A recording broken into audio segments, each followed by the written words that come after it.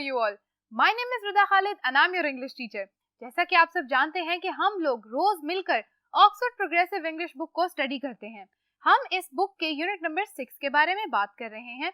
हम इस यूनिट 6 के कुछ लेसन्स को डिस्कस कर चुके हैं और आज हम एक और लेसन के बारे में डिस्कस करने वाले हैं. ये है रीडिंग का एक और लेसन और हम पढ़ने जा रहे हैं एक और फोक टेल. तो आइए इस लेसन को बाकायदा स्टार्ट करते हैं और देखते हैं कि इस फोक टेल में ऐसा क्या दिया गया है जो हमारे लिए बहुत इंटरेस्टिंग है. सो माय डियर स्टूडेंट्स, हम हर लेसन से पहले रिवाइज करते हैं कि फोक टेल्स क्या होती हैं. फोक टेल्स अगेन वही स्टोरीज हैं passing on from one generation to the other generation और from that passing on there is always a change. तो वो जो चेंज है वो चेंज कहाँ से होता हुआ आ रहा है?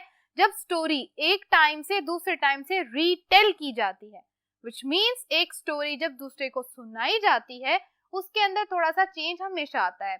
तो रीटेलिंग की बात हम कर रहे हैं. हम देखने वाले हैं आज एक नई फोक टेल. हम पढ़ चुके हैं कि फोक टेल्स क्या होती हैं, ऐसी स्टोरीज जो passing on from generation to generation. और फोक टेल्स कहाँ से आती हैं? All over the world. जैसे जैसे मैप के ऊपर न्यू कल्चर्स और न्यू कंट्रीज डेवलप होती गई, बनती गई, मैप पे नजर आना शुरू होती गई, हर कल्चर के अंदर से एक छोटी छोटी स्टोरीज निकलती गई और फेमस होती गई. Okay, folk tales are always famous, don't forget that. So आज जो हम folk tale पढ़ने वाले हैं, it is again from another country which says it's written here Poland. ठीक है, ये folk tale कहाँ से आई है? पोलैंड से. हमने इस यूनिट के स्टार्ट में एक folk tale पढ़ी थी, वो कहाँ से थी? एग्जैक्टली वो थी ग्रीस की. अब यहाँ से हम पढ़ने वाले हैं एक पोलैंड की folk tale. हर folk tale का एक टाइटल होता है. ठीक है, इस folk tale का टाइटल है मिजरी. ठीक है, अब मिजरी का वर्डली मीनिंग क्या है, लिटरल मीनिंग क्या है, उसको भी हम देखते हैं. सबसे पहले मैं आपको बताती चलूं कि इसको रीटेल किया है एंटोनिया बार्बर ने. Alright, retold by Antonia Barber. ठीक है, misery a state of feeling discomfort और मेंटल डिस्ट्रेस. डिस्कम्फर्ट का आपको पता है बेसुकूनी. ठीक है, अगर आपको बहुत ज्यादा बेसुकूनी महसूस हो रही है, किसमें? आप कंफर्टेबल नहीं है अपनी वे ऑफ लिविंग के अंदर. लिख देती हूं मैं, इन वे ऑफ लिविंग. आपकी वे ऑफ लिविंग के अंदर आपको डिस्कम्फर्ट फील हो रहा है कि भाई ऐसे नहीं, ऐसे होना चाहिए था, छोटी गाड़ी है बड़ी गाड़ी आ जाती, ऐसा क्यों है, मेरे पास 2 पेंसिल्स क्यों है, 4 क्यों नहीं है. ठीक है, मेरे भाई के पास अच्छे वाला स्वेटर क्यों है, मेरे पास बस ब्लैक कलर का ही स्वेटर है. ठीक है, डिस्कम्फर्ट. ऑलराइट, और मेंटल डिस्ट्रेस अगेन ये भी वही बात है जब आप ज़हनी तकलीफ में हैं, डिस्कम्फर्ट में हैं, आपको सुकून नहीं आ रहा, पीस नहीं है. किसके साथ पीस नहीं है? With your surroundings. आप जिस तरह जिन लोगों के साथ रह रहे हैं उनके साथ आप खुश नहीं है, जो खा रहे हैं उसमें खुश नहीं है, जो पहन रहे हैं, जिस जगह रह रहे हैं उस जगह पे खुश नहीं है. तो इन सारी बातों का आपके जहन पे जो असर आता है कि आप जब नाखुश होते हैं हर चीज से, उसको कहते हैं मेंटल डिस्ट्रेस. ऑलराइट, और इसी तरह डिस्कम्फर्ट की जो फीलिंग होती है वो होती है आपकी यानी वे ऑफ लिविंग के अंदर आप किसी भी तरह से कंफर्टेबल अगर नहीं है. ठीक है, तो इस पूरी फीलिंग को कहा जाता है मिजरी. अब इस फोक टेल के अंदर जो मिजरी है ये सिर्फ एक एब्स्ट्रैक्ट नाउन नहीं है.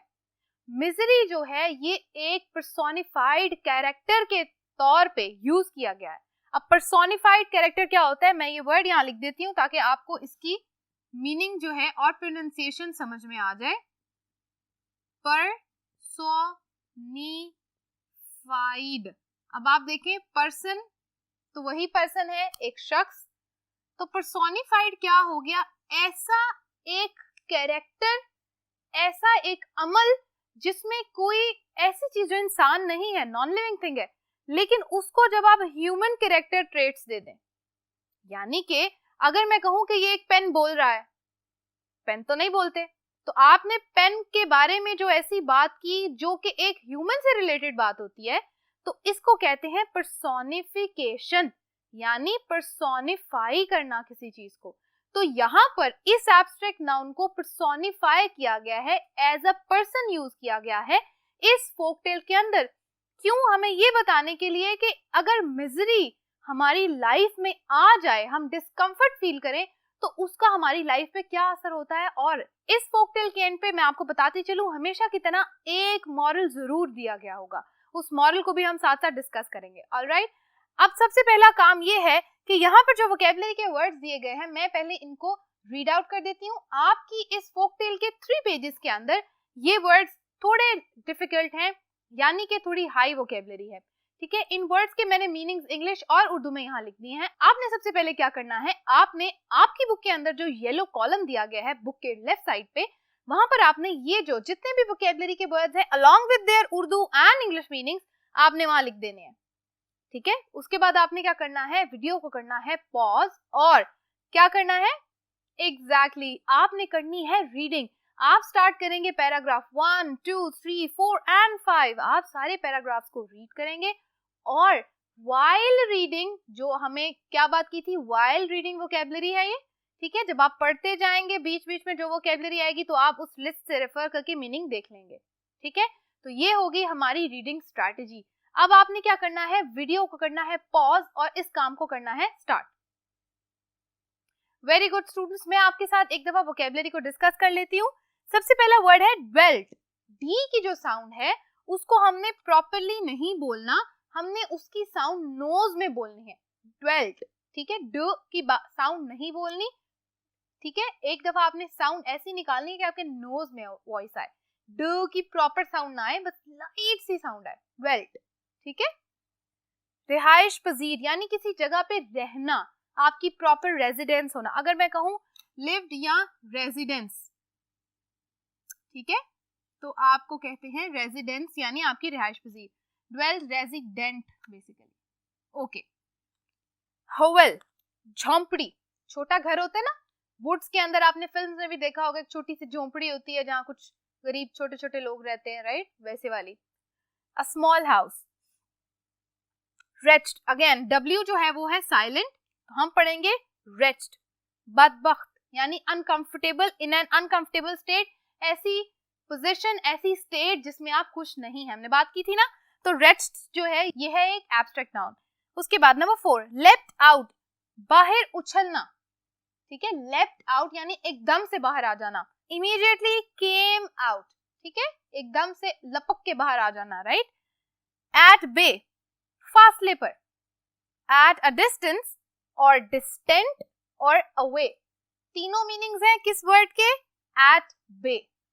नंबर 6, प्लग, ताउन, ये एक बीमारी होती है, ठीक है, उसका मीनिंग देख लेते हैं। An infection, a calamity, a contagious disease, a severe nuisance, ठीक है। ये सारे मीनिंग्स क्या हैं, ये किसके हैं, इस वर्ड के, प्लाग के। प्लाग कहते हैं एक ताउन, एक ऐसी बीमारी होती है कि जो सब में फैल जाती है, वायरल इन्फेक्शन की तरह से होती है। आप इसके बारे में मजीद इंफॉर्मेशन चाहते हैं, आपकी बुक पे एक्स्ट्रा कुछ इंफॉर्मेशन दी गई है, आप उसको पढ़ सकते हैं। प्लाग को एज अ वर्ब भी यूज किया जाता है, एज अ नाउन भी देखा जाता है। तो जो इन्फॉर्मेशन वहां दी गई है बच्चों, आप उसको देख सकते हैं। अगर आपको एक्स्ट्रा इन्फॉर्मेशन चाहिए तो आप गूगल पे लिख के सर्च कर सकते हैं, राइट। सो वहां से आपको मिल जाएगी सारी इन्फॉर्मेशन रिगार्डिंग प्लाग। ऑलराइट, तो ये हो गए वोकैबुलरी यहाँ तक कंप्लीट। बच्चों हम बात कर चुके हैं मिजरी के बारे में, राइट। मिजरी ने क्या किया, दो लोग यानी कि एक कपल जो रहता था उस एक छोटे से हवेल के अंदर, क्या हो रहा था उनकी लाइफ में, मिजरी का बहुत अमल दखल था, वो डिस्कम्फर्ट में थे, they were wretched because of misery, right. Why, क्योंकि उनको लगता था कि वो अपनी जिंदगी में खुश नहीं है, उनके पास जो भी चीजें हैं वो कम है, और वो हमेशा क्या करते थे, दूसरों की तरफ देखते थे। जो एक रिच मैन था उस स्टोरी में, उसकी तरफ देख के, उसके महल को, उसके पैलेस को देख के उनको लगता था कि हमारे पास ये सब चीजें क्यों नहीं है। मैंने इससे पहले वाले लेक्चर में भी आपको बताया था कि आपको ग्रीडी नहीं होना, मिजरी नहीं लानी अपनी लाइफ में। हम बच्चों बात कर रहे हैं एब्स्ट्रैक्ट नाउन्स के बारे में, हमने एब्स्ट्रैक्ट नाउन डिस्कस कर लिए, starting from first folktale that we read, वहां से अब तक। First folktale was all about greedy, ठीक है, being greedy, all the greed, और आहिस्ता आहिस्ता होते होते हम कहां तक आज बात कर रहे हैं, मिजरी के बारे में, राइट। तो हमारी ये जो फोकटेल थी ये कंप्लीटली थी मिजरी से रिलेटेड। आई होप आपने इसको पढ़ लिया होगा। अब आप मुझे बताएंगे स्टोरी का मोरल क्या था। एग्जैक्टली, मोरल स्टोरी का यही है बच्चों कि you should never be greedy और you should never be a miser और मिजर, ठीक है, जैसे भी आप इसको प्रोनाउंस कर लें। ताकि आप अपनी लाइफ में, so that you can be happy with what you have. Alright, you should always be thankful to the Almighty for everything that you own or everything that you have. Do not wish for bigger houses or more wealth or something like that. Alright, be happy with something that you have. हमें हमेशा खुश रहना चाहिए उन चीजों के साथ जो हमारे पास हैं, और जरूरत से ज्यादा की उम्मीद या दुआ नहीं करनी चाहिए. जो है उसमें थैंकफुल होना चाहिए, शुक्रगुजार होना चाहिए और ग्रेटफुल टू द ऑलमाइटी होना चाहिए. ऑलराइट, यहाँ तक की ये बात तो हो गई खत्म. आइए आज के लेसन को प्रोसीड करते हैं और देखते हैं कि मजीद इसमें हम क्या सीखने वाले हैं. सो स्टूडेंट्स, अब हम बात करने वाले हैं रीडिंग फॉर अंडरस्टैंडिंग के बारे में. जैसा कि आप सब जानते हैं कि हमेशा एक कॉम्प्रिहेंशन के पैसेज के बाद हम करते हैं कुछ क्वेश्चन एंड आंसर्स. दो पार्ट होते हैं उस क्वेश्चन आंसर्स के. एक होता है रीडिंग फॉर अंडरस्टैंडिंग और दूसरा होता है रीडिंग फॉर इंटरप्रिटेशन. यानी कि रीडिंग फॉर अंडरस्टैंडिंग में हम देखते हैं कि स्टोरी के इवेंट्स कैसे टेक प्लेस कर रहे हैं, how they are coming from one event to the other. और इसके अलावा हम बात करते हैं रीडिंग फॉर इंटरप्रिटेशन में वोकेबुलरी के मीनिंग्स की, यानी कॉन्टेक्चुअल मीनिंग्स की, यानी वर्डली मीनिंग्स की, कि वो टेक्स्ट में कैसे फॉल कर रहे हैं और सबके साथ मिलके, टेक्स्ट के साथ मिलके उनका एक क्या मीनिंग बन रहा है, उनको हम इंटरप्रेट करते हैं अपने मेंटल इमेज के साथ. ऑलराइट, सो डिस्कस करते हैं. क्वेश्चन नंबर 1 है, in what ways did misery make life miserable for the poor man and his wife. Miserable का मतलब है कि विद मिजरी, बहुत ज्यादा बुरी, ठीक है, बहुत हालत अगर कहें कि अफसोसनाक हो जाती है, दैट इज कॉल्ड मिजरेबल. ठीक है, सो उनकी लाइफ इतनी मिजरेबल कैसे होगी? Misery made their life miserable.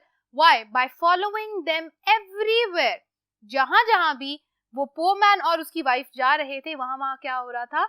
Misery was following them. It always followed them everywhere, to the dinner table, to the bed, to outside the house, from inside the house, and everywhere, from day until night. And because of misery, they were never happy. सबसे बड़ी बात आपने ये point लिखना है, they were never happy with their lives. All right. Number 2, how did the poor man try to get across the stream, and how did his attempt fail? Poor man tried to bridge his wife and himself from one part of the stream or one end of the stream to the other end of the stream to escape from misery, but misery kept following them.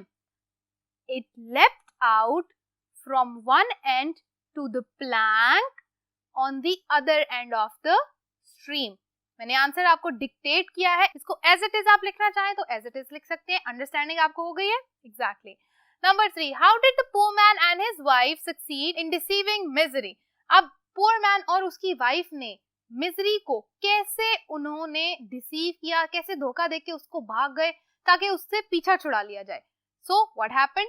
The poor man and his wife wanted to deceive misery. So what did they do? The poor man tried to make a hollow space in the tree and he said it out loud that I want to leave misery behind and I want to stay in that hollow tree forever. ठीक है? But what misery do? Misery leapt inside of that hollow tree instead of the poor man. So then poor man and his wife, they tried to close that hollow tree forever. All right, answer आपको dictate कर दिया मैंने. इसी तरह क्या हुआ था मैं आपको उर्दू में बता देती हूँ. पुअर मैन और उसकी वाइफ ने उस ट्री के होलो स्पेस के अंदर जाने के लिए एक इरादा किया. उन्होंने सोचा कि हम उस होलो ट्री के अंदर अपनी पूरी जिंदगी गुजार देंगे ताकि मिजरी वहां उनको फॉलो ना करे. Misery was listening to all this. What did it do? जैसा ही उसने सुना कि poor man is going to be inside that hollow tree, वो पहले ही भाग गई अंदर. और जैसा ही वो अंदर भागी, पुअर मैन और उसकी वाइफ ने क्या किया? जल्दी से नेल यानी कील लगा के उस प्लैंक को उस होलो स्पेस के आगे रख के उसको क्या कर दिया? बंद. स्टोरी समझ आ गई? इसी तरह उन्होंने क्या किया? डिसीव किया मिजरी को. In what ways was the couple's life better after they had got rid of misery? After that, their life became so much better. They were happy. They tried finding happiness in everything. All right, they started doing everything together and they became wealthy. ठीक है?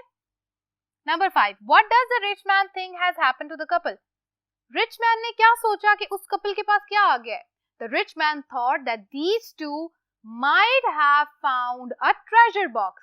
उनको एक treasure box मिल गया जिसके अंदर बहुत सारा wealthy, बहुत ज़्यादा material था, jewelries वगैरह थी, cash वगैरह था, but it was not true. Number 6. The rich man had plenty of money, so why do you think he wanted more? The rich man had a lot of money. Obviously, he was already a rich man, so why do you think he wanted more? देखें, जो abstract noun मैंने आपको इस lesson के start में 2 abstract noun बताई थी ना, एक मिजरी थी और एक दूसरी क्या थी? Exactly greedy. So the rich man became greedy. That's why he wanted more wealth. किसकी wealth? The poor man and his wife's wealth. Alright. So यहाँ तक की बात होगी बच्चों रीडिंग फॉर अंडरस्टैंडिंग के बारे में. हमने यहाँ तक सीख लिया कि मिजरी हमारी लाइफ को, यानी कि इस पुअर मैन और इसकी वाइफ की लाइफ को कैसे कैसे मिजरेबल बना रही थी. ऑलराइट. अब जी इंटरप्रिटेशन की कुछ बात कर लेते हैं. हमने moral of the story discuss किया था इससे पहले वाले बोर्ड के हिस्से में. तो अब हम क्या करने वाले हैं, ये स्टेटमेंट पढ़ के हम अगेन एक मोरल के बारे में बात करने वाले हैं. The final 2 sentences of the story express moral of the story. The moral is the message, lesson or teaching which can be understood from the story. तो moral क्या होता है जी? हमारा मैसेज होता है, एक लेसन होता है, कोई टीचिंग हो सकती है. किस चीज के बारे में? स्टोरी, मोरल की स्टोरी के बारे में, यानी कि हमें जिसके बारे में अंडरस्टैंडिंग हो जाए. ऑलराइट. अब जो ये ब्लू में लाइंस लिखी हैं ये actually moral of the story है, जो आपकी स्टोरी के बिल्कुल एंड पे लास्ट 2 सेंटेंसेस दिए गए हैं. For riches are no guard against misery. Riches जो है ये किसकी बात हो रही है? वेल्थ की. ठीक है. Are no guard against misery. Alright. It takes love and kindness and sometimes a little cunning to keep misery at bay. Cunning means चालाकी. ठीक है.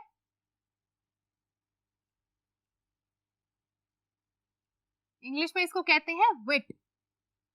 To keep misery at bay यानी कि अवे, और यू कैन राइट डिस्टेंट. हमने बात की थी ना, डिस्टेंस पे रखना, डिस्टेंट रखना, दूर रखना. राइट. सो यानी कि इस बात का क्या मतलब है कि sometimes all you need in your life is just love and kindness. You do not need to be greedy और be miserable about your life, और you don't have to have misery in your life. ठीक है. That's What is the meaning of these 3 lines? All right. I hope आपको यहाँ तक समझ आ गई होगी. अब जो हमसे questions जो क्या किए गए हैं उनको पढ़ते हैं. Explain what do you think writer meant in these sentences? ये मैं आपको ऑलरेडी एक्सप्लेन कर चुकी हूँ कि राइटर का इन 2 लाइन्स में क्या मीनिंग है. ठीक है. What do you think you can learn from this story? अब ये क्वेश्चन का जो आंसर है बच्चों, ये आपके ऊपर टोटली डिपेंड करता है. मैं चाहती हूँ जितने भी स्टूडेंट्स इस वीडियो लेक्चर को देख रहे हैं वो सब अपनी बुक के ऊपर ही इस क्वेश्चन का आंसर ट्रांसक्राइब करें. बिल्कुल डिफरेंट आंसर होगा. हर स्टोरी से एक मोरल तो आपके सामने जो लिखा हुआ है आपको समझ आ गया. एक मोरल ऐसा होता है जो हर बच्चा अपने जहन में बनाता है. ठीक है. आपकी अपनी अंडरस्टैंडिंग के हिसाब से, आपकी अपनी इंटरप्रिटेशन के हिसाब से, तो वो आप खुद से बनाएंगे.